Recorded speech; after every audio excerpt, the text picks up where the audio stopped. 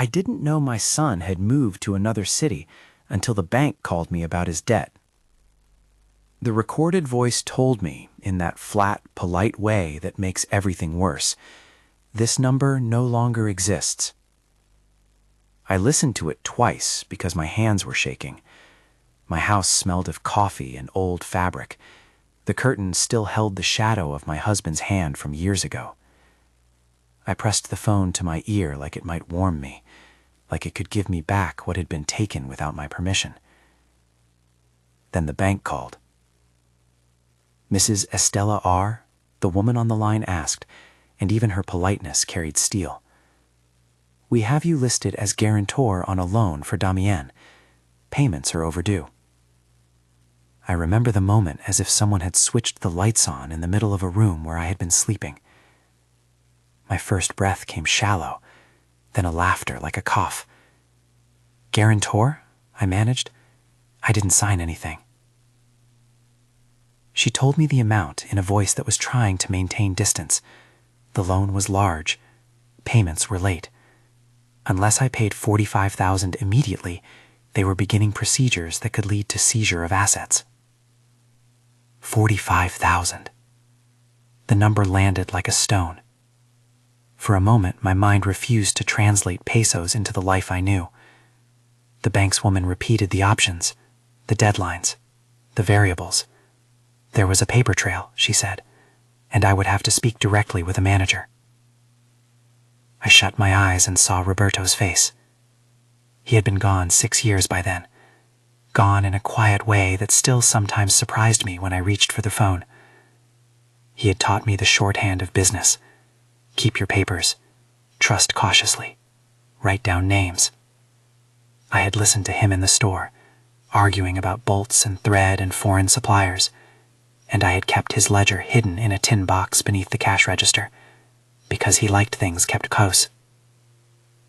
When my husband died, the little textile shop became mine. For 30 years I continued what my father had started and what Roberto had had pride in. Customers learned to ask for me. Neighbors knew my coffee and my patience. The money I saved, every coin that didn't go on salt or bus fare, was stacked into a single, stubborn hope, a small security to see me through my old age, to pay for medicine, to leave a little for my grandson if God allowed.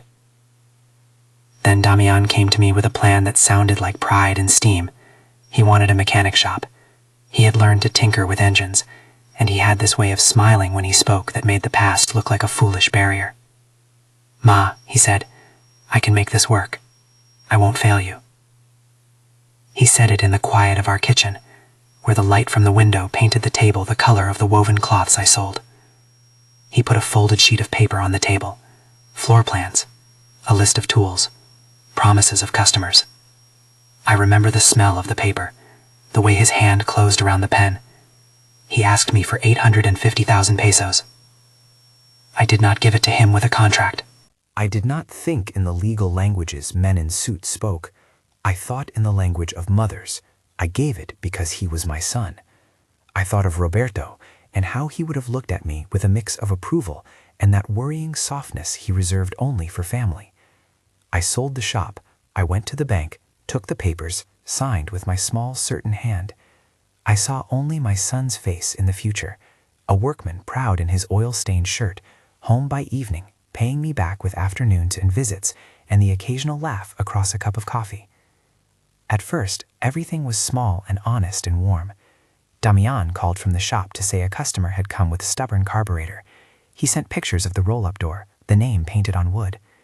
Yasmin, his wife, always bright on social media, posted photos of ribbon-cutting mornings, and we all felt like we had slipped into a better story. I visited when I could. I remember the oil smell, the clatter of tools, the younger boys who worked with him leaning against the wall and laughing like brothers. For a while, it seemed that the loan had bought our salvation instead of ruin. Then the calls began to fade. It was small at first. Busy, he'd say, call later. The visits grew infrequent. I told myself I understood. Growing businesses demand sacrifice. But after months of no answer, the quiet became its own noise. I left messages, 10, 20, 30, each one a small stone thrown into the river of his days, waiting for ripples. The recorded voice came weeks later. I had woken during the night and seen the phone light blink and found the message in the morning because I like to hold the world together with the ritual of checking things. This number no longer exists, the automated voice told me, about the one I had dialed so many times. I called the bank because I was not a woman who abandoned a problem. I called the landlord where the shop had been. He told me the lease had been broken and the door left open. I called his friends. Either they didn't know, or they had already given small stories. They moved, someone said, as if moving could erase months of silence. Went up north. Started over. Each vague phrase was a stitch pulled from the fabric I had trusted. When the bank's representative said I was a guarantor, I felt the thread snap. But I didn't sign as guarantor, I said louder than I intended. I gave him money, I didn't co-sign. The woman at the bank explained that the papers showed my name as an aval. The word was foreign to me in legal senses, but not in feeling. Aval, a promise written in ink and witnessed by signatures I did not recognize. She sent me a photo of a document, and my own signature stared back at me like an accusation. I could remember sitting at the bank. I could remember signing. I swore to myself in that immediate animal way that I would find the truth. I told the bank I would pay the $45,000 if it would stop hearings, if it would stop the threats. But I also told myself I would not swallow the humiliation. The next days were full of a strange fog. I paid $45,000 because I was afraid. I handed over savings I had hoarded like a treasure in a chest, the kind of money that is for sickness and for staying alive when the body starts to fail. I did not sleep that night. I sat with the bank receipt and the tin containing old coins and the photograph of Roberto and tried to name what had been lost. Remedios, my neighbor of 40 years, sat with me in my kitchen. She made more coffee than either of us needed and passed me a hand that smelled faintly of talc and detergent. "You should go see them," she said after a while. "People sometimes need to hear a mother's question looking them in the eye." She was right. I bought a bus ticket to Querétaro. Before I left, I sat with the papers again. The document the bank sent was a photocopy. At the bottom was my signature, careful and crooked in the places where my hand had trembled with decision. There were other papers, emails that seemed to show my consent, messages supposedly sent from my account. When I tried to log into my email that evening from my own house, I found an unfamiliar login history. I did not understand how the digital world could be used to turn me into a stranger. I only felt the cold spread. The trip to Querétaro was quieter than I expected. The bus hummed and the landscape moved in its own clean rhythm. Orange fields, a church tower at the edge of a town, a little house with a dog asleep on the porch. My hands ached from clutching the purse that contained the money I had left and the photocopies of the bank document. Every little thing felt like a proof I might need. The city received me with a sky that was the bright color of washing day, and I thought of how many times I had looked at maps in my youth and dreamed small dreams. When I found the gated community where they lived, in a place called Juriquilla, a name that sat like a secret in the mouths of friends, I felt a strange physical tug, as if some invisible cord had been pulled. High walls, a guardhouse, the neatness of trimmed hedges. It was the kind of place I had once thought belonged to the pages of magazines. A motorcycle roared past. A woman walked a small dog that wore a sweater. At the gate I pushed a button and said my name. The guard, polite, told me they would page the residents. He looked exactly like the kind of man who knew more about a community than anyone thought. I waited in the sweaty car, my knees small and clumsy. When someone came to open the gate, I saw Yasmin first, hair done in that glossy way that's shown on social media photos. She did not look surprised. She looked prepared. "Estela," she said, her voice carrying that mildness that is trained for cameras. She smiled, the kind of smile that has been practiced in images before it is used in rooms. What a surprise. Surprise, I would discover, was a dangerous thing if it was used as a shield. They received me in a living room that smelled of new furniture and something sweet on the stove. They handed me a small envelope. Inside were bills folded like apologies. They offered me coffee. When I hoped for an explanation, for a look of remorse, I met instead a choreography of civility. "I didn't know you'd come," Damián said finally. His voice had the rasp of someone who had learned to keep their face still. He spoke of difficulties and bad months, of loans that had turned and had not turned. He said words like unexpected expenses with a flatness that made my stomach twist. "Why did you move?" I asked. It was the simplest question, and it landed like a pebble that would not sink. He blinked. "We needed a fresh start," he said. "We thought it would be better for the shop." Later, when I saw photos on their social pages, smiling nights at restaurants, a bracelet glinting on Yasmin's wrist, I wanted the ground to open. I wanted to understand why someone would take the money their mother trusted them with and dress it in other people's clothes. I did not raise my voice in that living room. I kept my hands folded, because that is what my mother had taught me. Keep your dignity, even when you are bowed. I remember looking at them and seeing, beneath the calm, the strict economy of people who have decided to treat their past as an inconvenient fact. They gave me an envelope. It contained money. It was not enough. It was what someone gives when they hope to make a wound small by covering it with a bandage.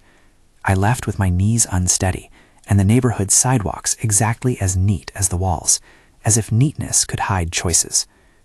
Back in my rented room that night, I opened the envelope. There were bills folded to add up to a fraction of what I had given. The receipt from the bank burned in my pocket like heat. I called Remedius. Her anger was a thin rod of possible action.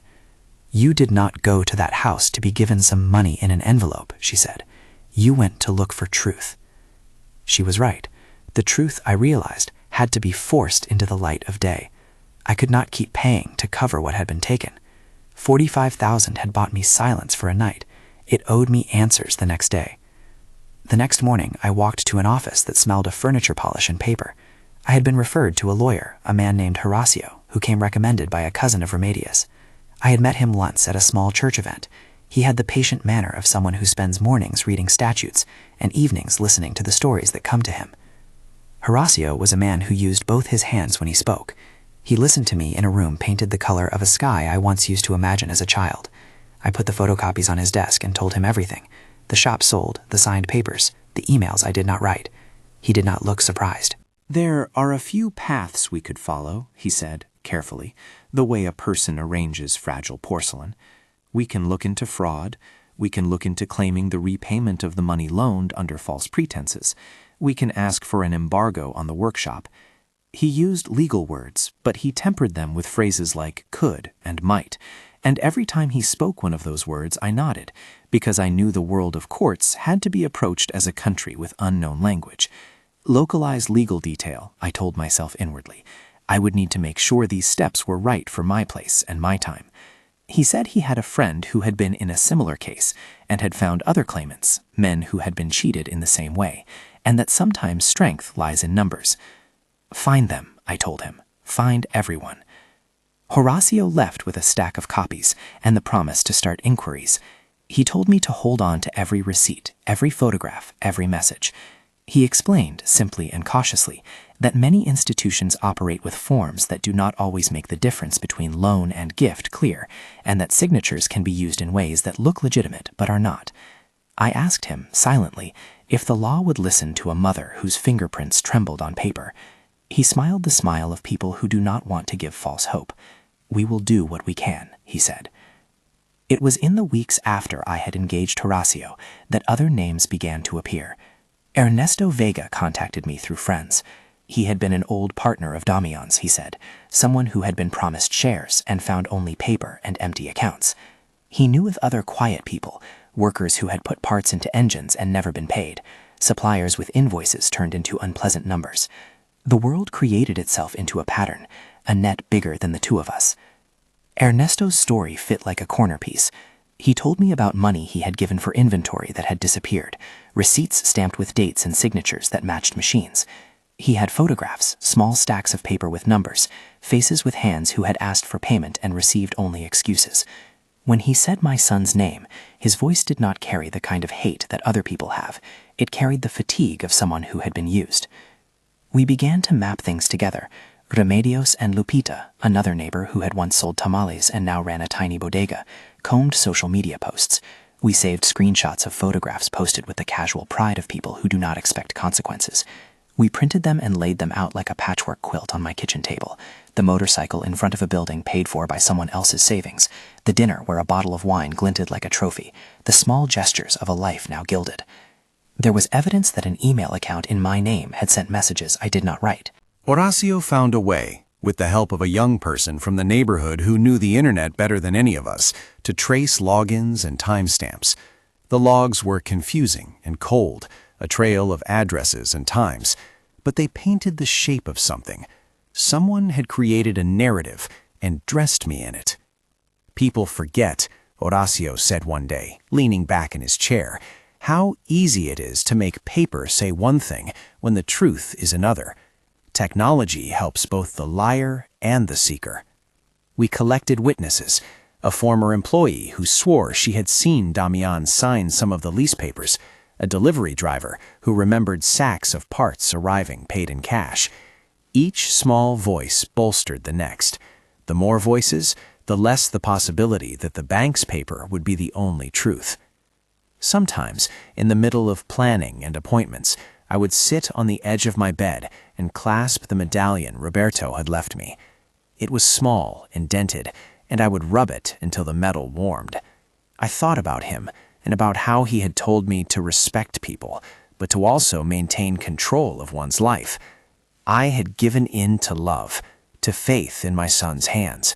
I had paid for that mistake in full, perhaps, but I would not pay for it any longer with silence.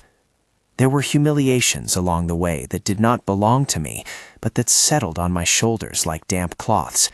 A social worker from DIF appeared at my door at one point, asking questions about my competence, about whether an elderly woman should be making the kinds of decisions that had brought her to courtrooms. The implication was gentle, but the point was heavy. Someone might suggest I had been taken advantage of by my own son because of age or forgetfulness. I had never felt so small when a bureaucratic voice explained concern with the soft brutality of paper. I refused to let them take my agency. I took a printed ledger of my bank deposit slips, shoved them under the nose of officials, and asked them to read. I worked, I said. I saved. I made choices. The woman from DIF, Lucia Mendoza, as I later learned, looked at me with an expression that carried both pity and disbelief. She asked if I wanted assistance. I told her that assistance was welcome when it was for repair, not for accusations. Even now, I can feel the sting of that meeting. It taught me that people sometimes stand ready to believe a narrative that makes seniors seem weak, but it also taught me how to hold my ground. Meanwhile, the phone kept making its small, cruel music, messages from the bank hinting at actions, alarms in Horacio's office about the pace of judicial calendars. Localized legal detail might be needed here, I reminded myself. Our country's procedures are one thing. Any adaptation to another system would require revision by a professional. For me, however, the path forward became clearer not in the legal steps, but in the people who joined me. Remedios bringing photocopies without complaint, Ernesto offering invoices that fit into the shape of betrayal, the mechanics who whispered about unpaid parts. I thought of the boys who had worked in the shop, Arturo and the crew, men who knew the smell of engine oil better than the sound of a bank's automated voice. They too suffered small indignities, months without pay, tools left behind. At the market, I saw them queuing for cheap bread. I saw how money, the money I had given, should have flowed into their pockets as wages, into parts purchased, into a small, functioning communal life. Instead, it had been converted into a list of debts. One night, after another round of calls and a long meeting with Horacio, I dreamt of the shop as it had been when Roberto was alive. Bolts lined like soldiers, a radio playing a song I couldn't place, and in the corner, a wooden chair my husband had carved. The dream held a promise of order. I woke with my throat dry and the odd sensation of being older and more stubborn than I had allowed myself to be. We filed the first document. Horacio handed me the stamped copy like a talisman. He explained the claims we would press, restitution for the money loaned, contesting any fraudulent documents, and seeking an embargo on the workshop to preserve assets while the case advanced. He spoke in the tones of caution I had already grown used to. This may take time. This may be slow. Time, I said aloud. It sounded like the same word as forgiveness and punishment, a stone that can be turned over to reveal many faces. I was not going to waste it. After the filing, a strange quiet settled. It was not peace. It was a kind of sharpened pause before battle. There were phone calls, some apologetic, some defiant, from my son. Once, at dawn, he left a message. "Ma, we'll talk. I can fix this." The voice was close, almost the same as when he was a boy asking for a bicycle. It made me ache in a way that was old and deep, but listening to it did not undo the ledger on the table. My hands folded and unfolded the receipt of the $45,000 payment, like a small prayer gone wrong. We began to see movement from elsewhere. The bank, suddenly aware we had legal representation, slowed the aggressive letters. A man from the bank manager's office called to ask about mediation. I told him I was not interested in being mediated into silence. I wanted what I had given. I wanted the dignity of a life that had not been hollowed by the very people who had been given the keys to it. As the days turned, one of the most painful discoveries came, not from paper, but from the quiet cruelty of social media. There were photographs I did not recognize, trips to cities, a few opulent evenings.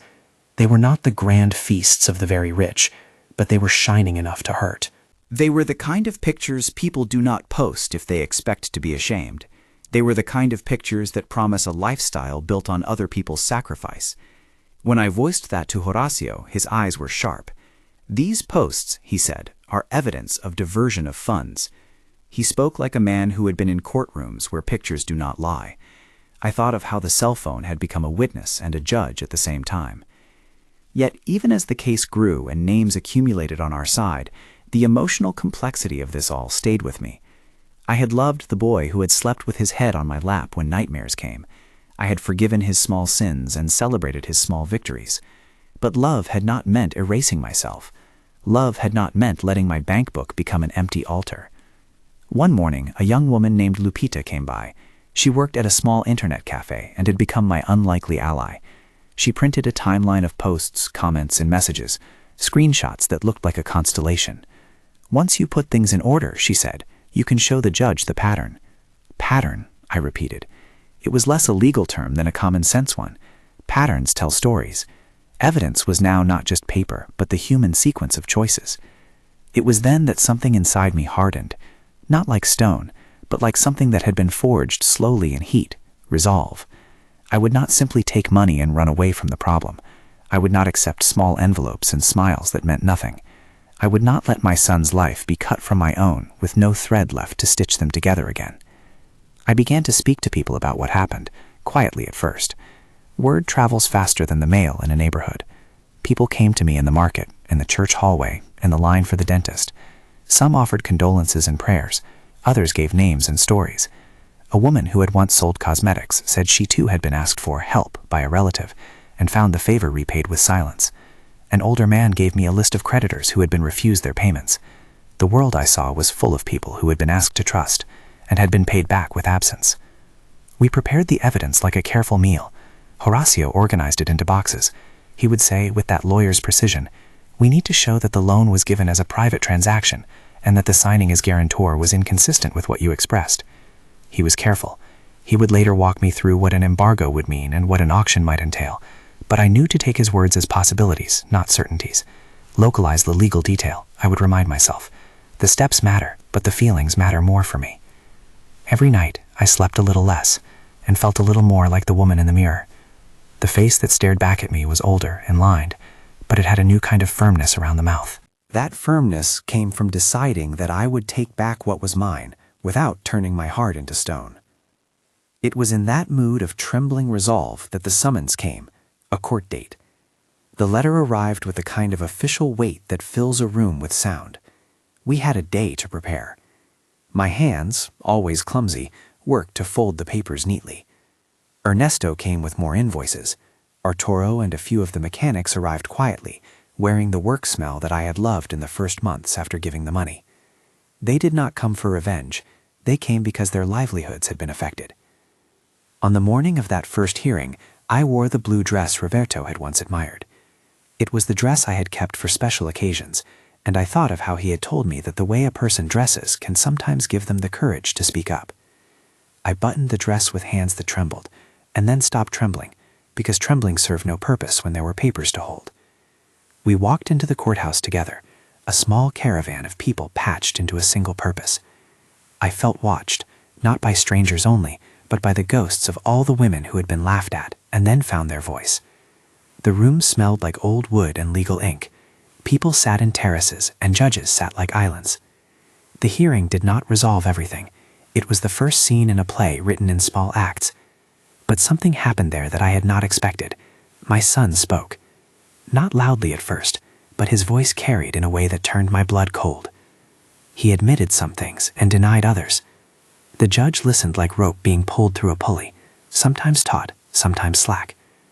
When he said the word sorry, it was not a full apology, nor a confession that filled the ledger. We all felt the room breathe. The judge asked for appraisals, for documents, for time. It was a mechanical process, but the mechanics were in my favor.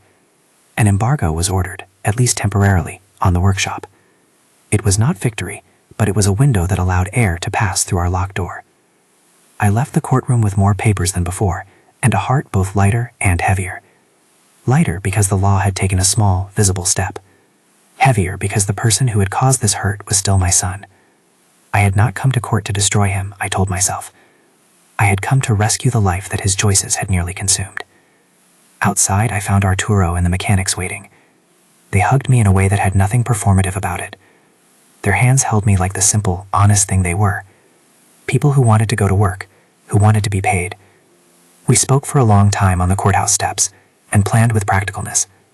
Auctions, bids, the idea of buying the workshop if it came to that, and giving it back not to my son, but to the workers who had kept the machines moving.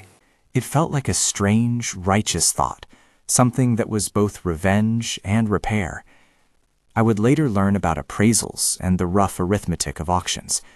We would talk about numbers, $275,000 for some items, the appraisal that valued the entire workshop in one weight and the world in another. For now, the idea alone was enough. Buy the place at auction and sell it to the employees at a fair price. Return dignity through work. That night, I slept a little better. The fight had a shape. People stood with me. I was no longer floundering in the dark. I had a path and a plan forged by need, by the support of neighbors, by a lawyer with a patient smile. I had, too, a bitter new knowledge of how trust can be used as leverage. There were moments of frailty. Once, in a market, an older woman touched my arm and said quietly, "I am proud of you." She did not know about the long nights, nor the receipts lined like prayers. She only knew someone who had stood up. That was enough. As the days rolled toward the next hearing, there were smaller strikes of victory and small defeats.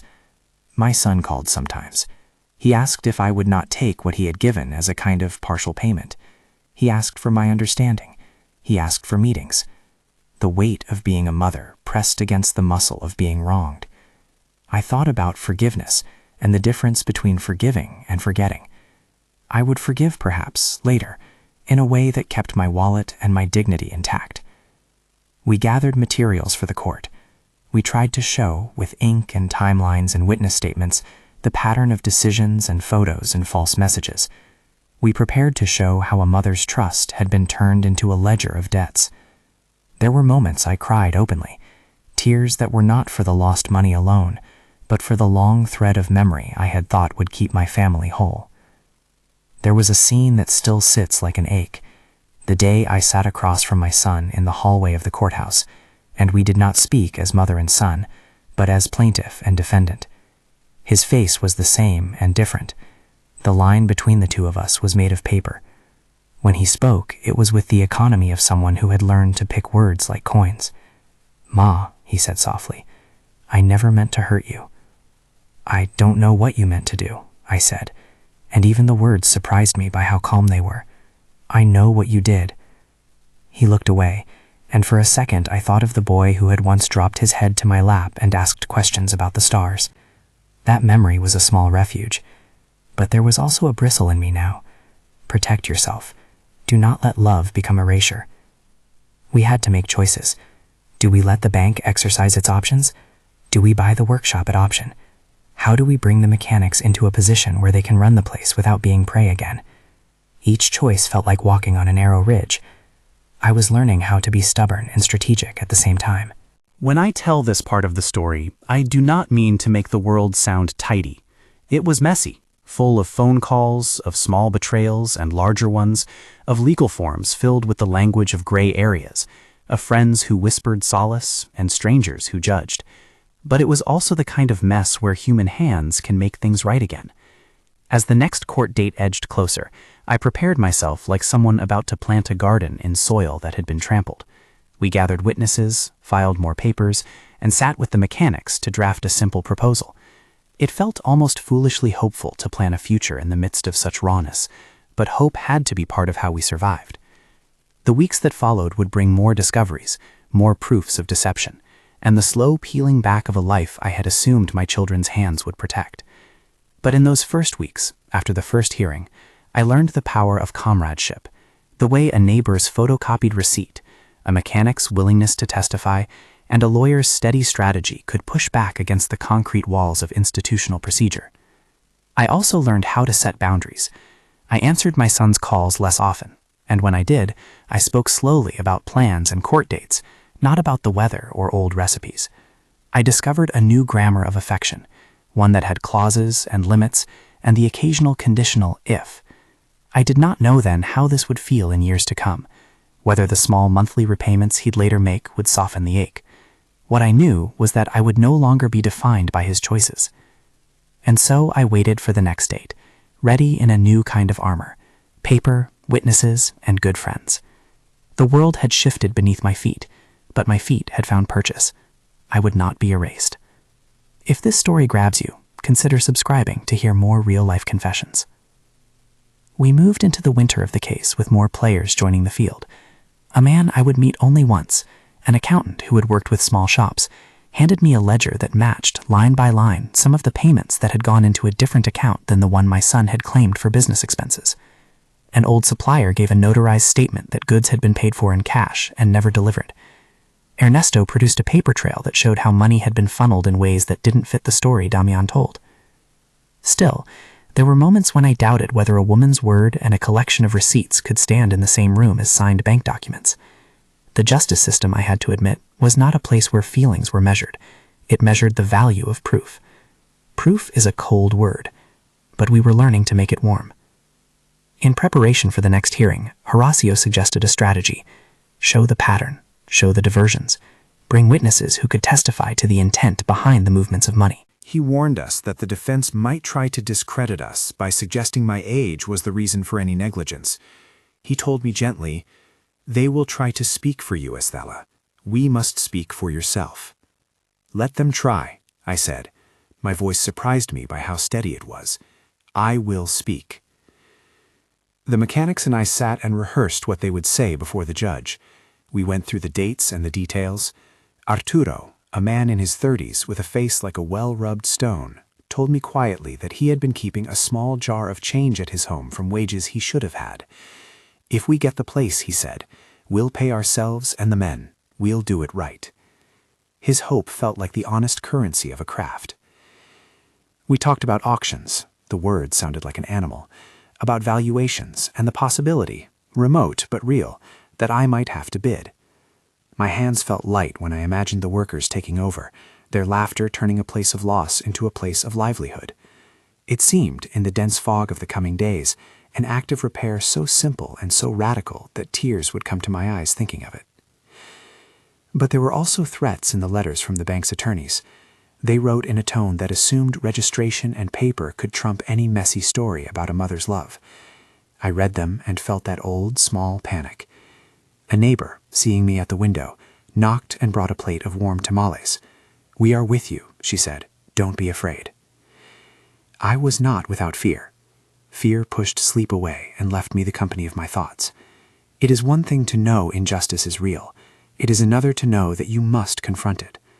But when fear came, I would press my hand to my chest and remember Roberto's medallion, and with it a memory of being taught how to stand. As the court date approached, I could not predict outcomes. I had to live with the ambiguity of process. Lawyers used words like might and could, and judges used times and windows. Localized legal detail would need to be checked by a local counsel if this story were to be told elsewhere. For now, the work in front of me, collecting evidence, steadying witnesses, preparing my own testimony, was enough. There was also, oddly, compassion along the way. A woman from the bank's administrative office, whose name I remember as Licencia Carranza, called me once and spoke in tones softer than I'd expected from an institution. She asked if I needed assistance to understand the bank's documents. She told me, with a softness that surprised me from a bank officer, "If you'd like, I can help explain these documents so you understand every line." It was Licencia Carenza's voice, careful, official, but not cruel. For a second I felt the room tilt. An institution that had sent threatening letters could also offer a hand. I accepted the help, not because I trusted banks more than before, but because whoever held the papers also held the power to make them speak clearly. That conversation led to another phone, another meeting. Carranza arranged for me to see a copy of the original loan file in a quiet office. It smelled of bleach and expensive coffee, and the clerk who brought the file gave me a look that mixed curiosity with the routine of dealing with human trouble. The file was thick with stamps and signatures. Somewhere in the middle, my own name bent across a line in my handwriting. To look at it was to feel accused and bewildered at once. Licenciada Carranza pointed out dates, initials, and the line where the bank recorded an aval. She never said the word guilty, but the tilt of her head and the careful phrasing told me that institutions sometimes know the shape of their mistakes only when people insist they be shown. Those weeks were filled with small victories that tasted as if they might be real. Horacio succeeded in getting a temporary order to prevent the bank from selling personal items immediately. Legalized devia. This is how the law can buy time, he explained, but it isn't a guarantee of the final outcome and could look different in other places.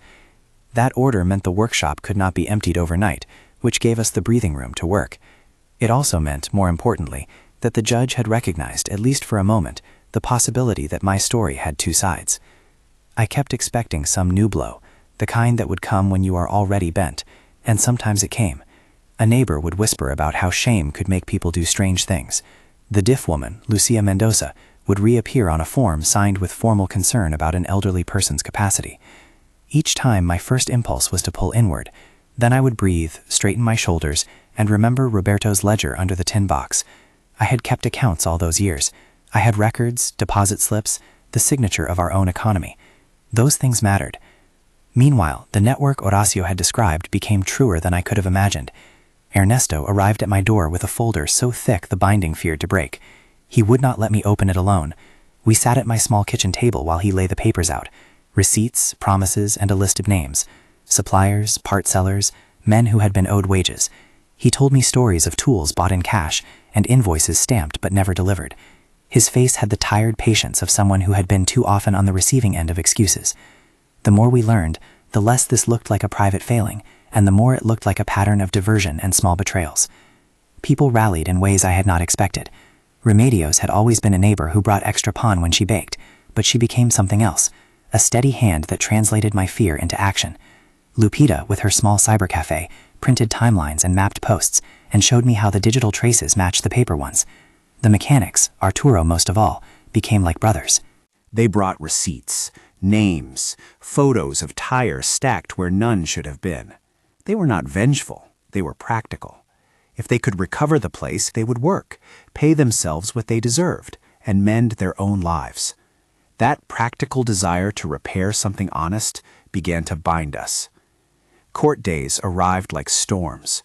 We waited in rooms that smelled of shoe polish and heated wood. I dressed in clothes I would have worn to speak at Roberto's funeral. Nothing ornate, but the ones that said I would not be dismissed. In the hallway outside the courtroom, my son and I passed each other on more than one occasion with the slow, heavy choreography that only family knows.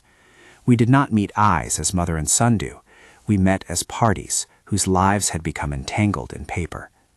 In one hearing, when the room felt too small for all the histories that filled it, something shifted. My son spoke in halting sentences that were both an admission and an attempt to narrow the damage. He said things like, "I didn't imagine it would go like this," and "I thought I could handle it." There were fragments of truth and a ton of what sounded like excuses. Then, under questioning, and after a cascade of documents Horacio presented, screenshots printed by Lupita, a ledger from Ernesto, testimony from Arturo, Damián's voice changed.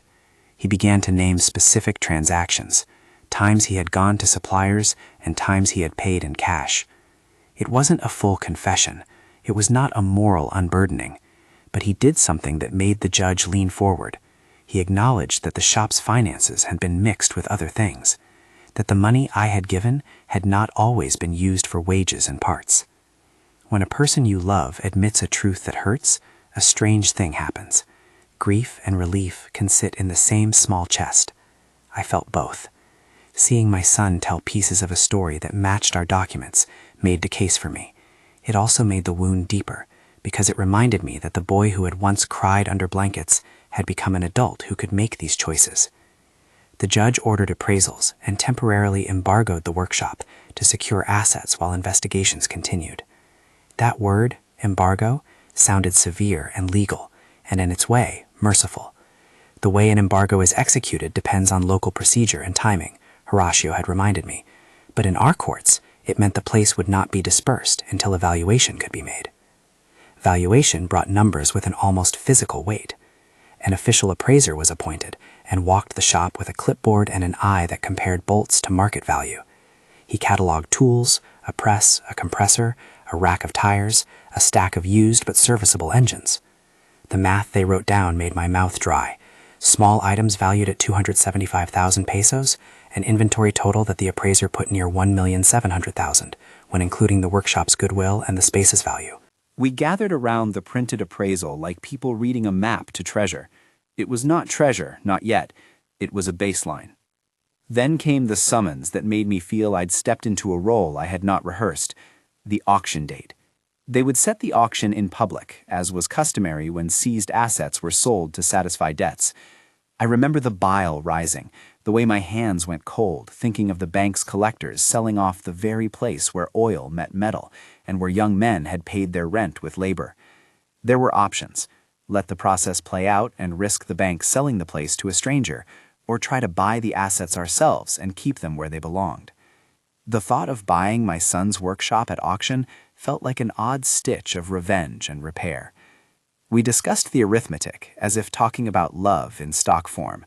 Could I raise the money? Would people think it strange that a mother would bid at an auction? Arturo spoke softly. We will help you. Ernesto offered to find smaller investors among the men who had been wronged. Horacio cautioned with the lawyer's voice. Auctions are unpredictable. One must be careful about registering, about the possibility that the bank would accept offers or that other creditors might bid.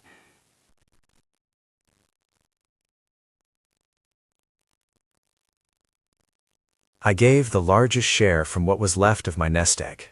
The rest was a patchwork of loans and promises from people I trusted. It felt, for once, as if the community I had built around a corner shop had become my bank. Neighbor loan, mechanic's trust, a friend's loan, a lawyer's delayed fee. When I signed the final receipt, the weight of the pen felt like a strange crown. I had paid to buy something that had been my son's, and by paying I had taken the place from the hands that had misused it and offered it instead to those who knew how to make it breathe. The plan from the beginning had never been to hoard the workshop back into my own private life. From the very first conversations with Arturo and the men, the idea had been to create a cooperative, to transfer ownership to the workers who had kept the machines humming and the tires turning when the business should have been paying them. So once the purchase was confirmed, we arranged a sale of parts of the assets to the mechanics, a package of tools and essential equipment that could allow them to restart operations under a legitimately owned cooperative. The figure we agreed upon for that package was 275,000 pesos, practical, fair, and designed so the men could begin to pay themselves wages on the very day they reopened. Some funds from the auction covered past debts to small suppliers. Horacio helped draft simple contracts that respected the mechanic's needs and my limits as someone who had already given too much. There was resistance and gossip. Some people asked why a mother would buy her son's workshop rather than forgive or let the legal system decide. Some asked if I had done it for revenge. My answer was neither. I did it for repair. Buying the workshop allowed the men to return to work and earn the wages they had been promised. It allowed a place of livelihood to remain in the neighborhood instead of becoming just a ledger entry sold to the highest bidder. It allowed me to recover a part of what I had lost and to transform loss into a small form of restitution. The months after the auction were full of work that had nothing to do with court filings. We cleaned the rested corners. Arturo found an old radio and tuned it to the station he liked. Men who had not worked in months walked back through a door that held the smell of oil and soap and laughter. We set basic rules for the cooperative: fair pay, transparent books, a rotation for shop management. It was not perfect. There were arguments about who would keep which wrench and whether to invest in a used compressor right away or save. But there was a dignity in men being paid for hours worked, in seeing workers put coins into their pockets for the first time in months. I watched them, and I felt a mending in a place I had thought was shredded. Financially, the picture was not a clean rectangle. The purchase had cost $1,420,000. From that, selling key equipment to the mechanics for $275,000 left a balance that had to be managed. We negotiated repayments, prioritized suppliers, and created a small fund to cover unexpected expenses.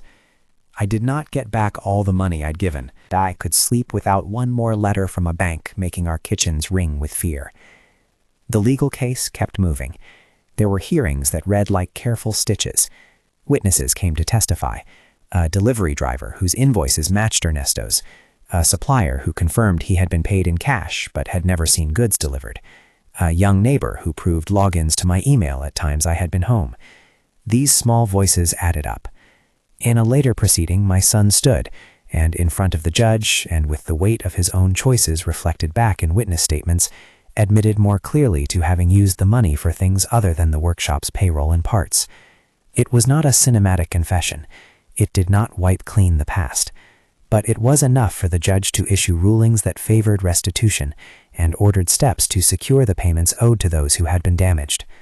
Localized legal detail.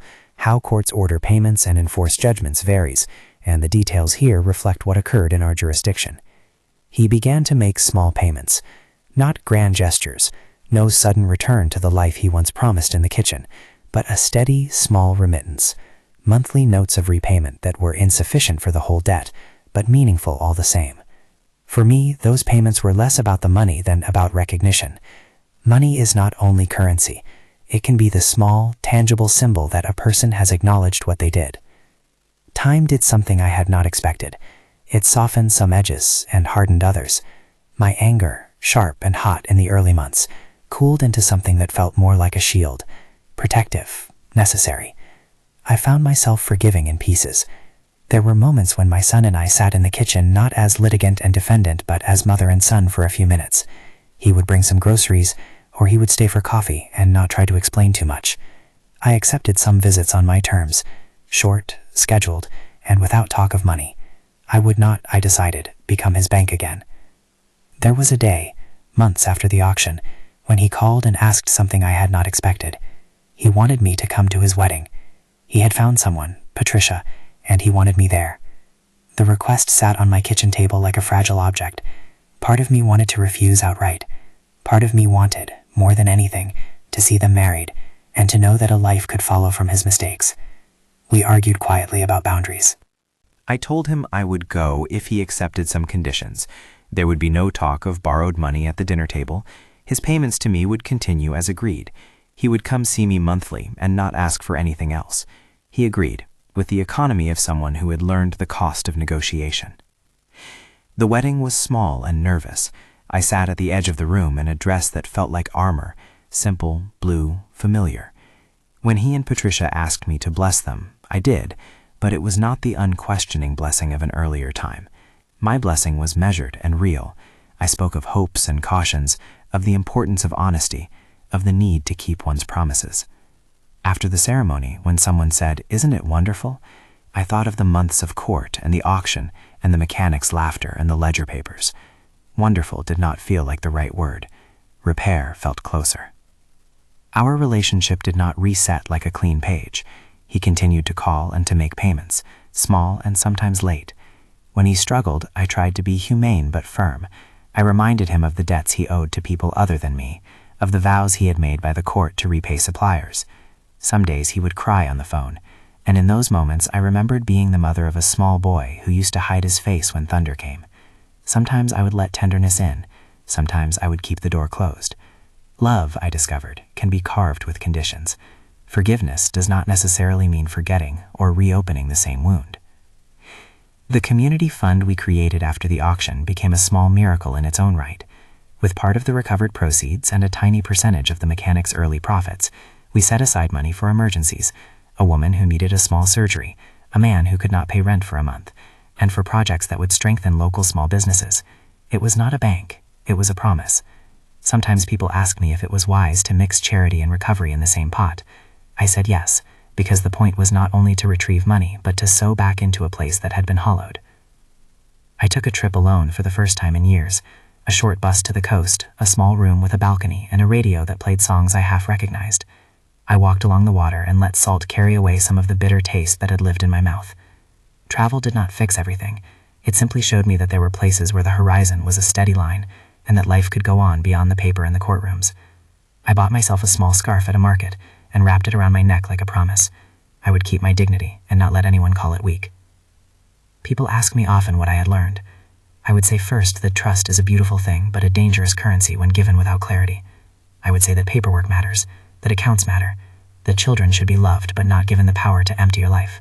I would say that institutions can be both gentle and brutal, and that one must learn to navigate them. But most of all, I would say something about community, that neighbors who photocopy documents and mechanics who bring receipts are the hands that stitch a life back together. There were nights I still woke with the ache of betrayal. I would press my palm to the medallion Roberto had left me and remember his voice about keeping records. I would think of the small shop where he had hammered a sign and where customers had argued lovingly about thread colors, and I would cry for a man who could not see the end of this story. The tears were not always for money. Sometimes they were for the loss of an imagined life where promises were kept simply because they were made. When we finally reached a stage where the court approved the transfer of the workshop's major assets to the cooperative, and the judge signed a settlement that recognized repayments to the suppliers and wages owed to workers, I felt a long, exhausted sort of relief. The legal process had its own timing and its own difficulties. It had been messy, imperfect, and sometimes humiliating, but it had also been a place where people were given a chance to be accountable. Localized legal detail. The particulars of such a settlement depend heavily on jurisdiction and on the way judges structure rulings, so specifics should be understood as reflecting what happened in our case. My son continued to be my son, complicated and flawed. He never returned all that I had given him. He made attempts to rebuild that were slow and uncertain. He fathered his life with less of the arrogance he once had, and more of the small, careful steps of a man who had lost more than money. We found a way not to erase the past, but to live alongside it. We found that forgiveness could be partial and still real, that a mother can love while setting boundaries, and that love need not mean self-erasure. In the end, what I recovered was not only pesos. I recovered a sense of agency. I recovered the knowledge that neighbors and small businesses are a form of family in their own right. I recovered the pleasure of a clean bank statement that meant I could sleep without a letter waking me. And I recovered, slowly, a relationship with my son that had limits and moments of tenderness. If I could tell you one final thing, it would be this. Dignity is not measured only by the things we own, but by the lines we draw for ourselves. I did not want the law to destroy my son. I wanted the law to restore some balance to lives that had been wronged. I learned the hard lesson that love without limit can become the thing that allows harm to continue. Setting boundaries is not the opposite of love. It is often the form it takes when love is meant to be sustaining rather than consuming. I do not stand here claiming to be a hero. I am a woman who kept records, who asked for help, who listened to neighbors and found allies, and who acted when the quiet of neglect became louder than the rituals of excuse. I made mistakes too. There are nights when I think maybe I should have asked for contracts sooner, when I wonder if I should have been more cautious. Yet I also discovered the stubbornness that comes from having to protect your life. If this story touched you, tell me in the comments, have you ever had to set a hard boundary with someone you love? Where are you watching from? Share your story. Sometimes the smallest voices give courage to others.